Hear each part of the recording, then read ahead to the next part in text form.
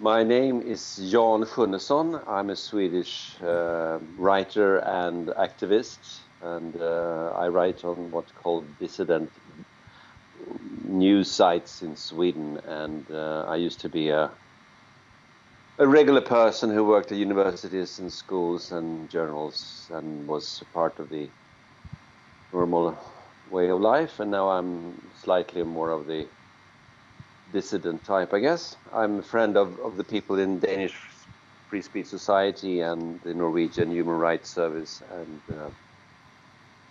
yes, I'm also into various Islam critical activities on the internet.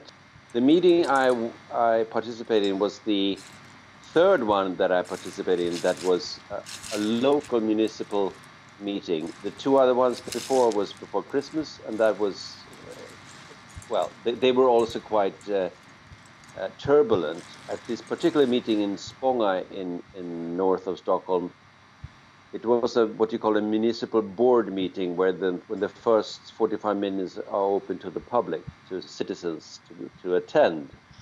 So then they pose questions to the local municipal board, and then they go on with their regular meeting after 45 minutes. What happened here was that people were furious. They shouted, they interrupted, and they were furious because Stockholm municipality has decided to take in some 2,000-3,000 migrants, you can call them. They have what you call permanent resident permits, and in this particular section of Stockholm city, they're going to put up a barrack, which is a provisional house for some 5 to 7 years, close to a school, close to a primary school.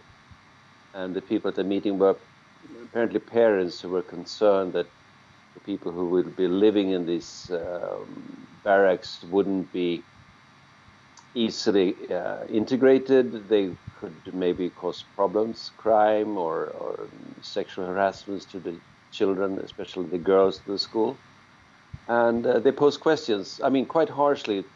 Swedes are usually very meek and humble and accepting towards what the authorities say, but at this particular meeting, they were quite angry and posed questions to the members of this board that they couldn't. The board couldn't answer because they just blamed someone else, the National Migrant Agency or the central administration of Stockholm City, etc. But people didn't accept that. But so if you look at Swedish standards, this was what I've met. As I said, I've been to 2 meetings before, and this is growing, this kind of dissent among the Swedes. Now, funnily enough, the only party who were opposed to this kind of refugee policies were the Sweden Democrats, and they weren't represented at this board.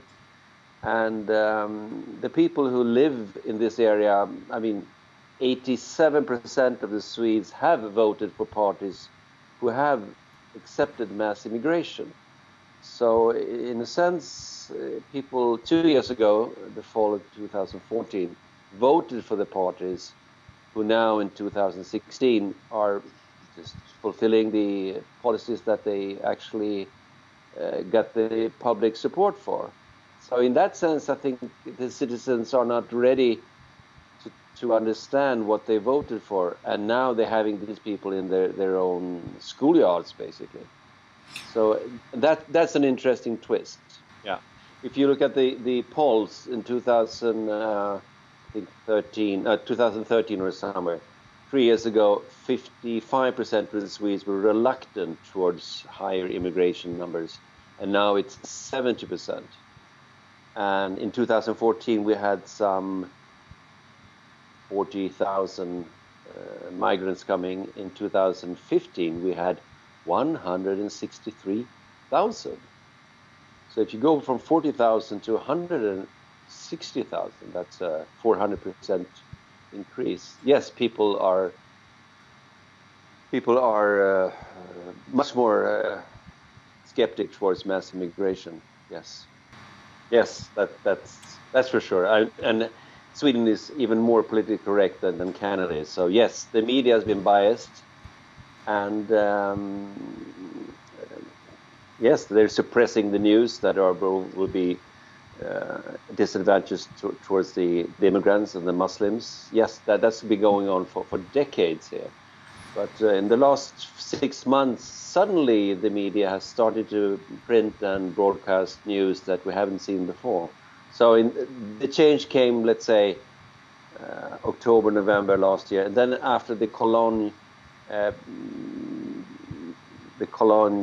it would call scandals in Germany, it was realized that we had the same kind of sexual harassment towards Swedish girls from immigrant youth here in Stockholm in the summer of 2015, but that was suppressed. So it was after the German press revealed what happened in Cologne that the Swedish press can reveal, oh, we had these kind of troubles 6 months before in Sweden.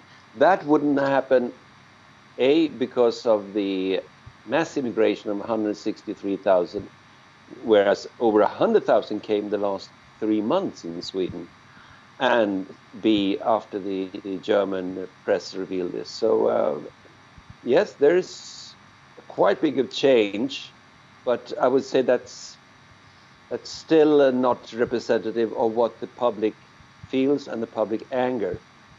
And since the Cologne and the Swedish discussions around festivals, we've now have discussion that in public libraries, in public swimming halls, in all kinds of public spaces, we've had refugees, or as I call them, migrants, being just invading, as I said, libraries and taking advantage of the Swedish openness. And that's been going on for the last years, maybe, let's say, 5 or 10 years. So the events in Germany reveal that something is going on in the West European countries, that all of these countries are now being revealed that this happened, let's say, 5 years ago.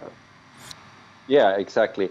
I was there myself, and I could listen to the chairman of the board just evading the questions, saying that they should be posed properly and telling people to behave. And I mean, sorry to say, he was also a Muslim immigrant from East Africa, and he was a representative of the Green Environmental Party, which has the most open immigrant policy of all parties. And at this particular meeting, this chairman couldn't face the criticism, starting to talk about solidarity, and he just had administrative measures to cancel the criticism. And in the end, guards were taken in the hall. And then I went to another meeting, which was in the same area, and there were policemen outside the municipal board meeting where the public were. And that's something you haven't seen in Sweden. You're supposed to have a police presence at municipal board meetings with the citizens. This is a very low-key, very humble country where we don't have any kind of violences. And now the authorities feel that the citizens are so angry that they have to have police protection for the politicians themselves.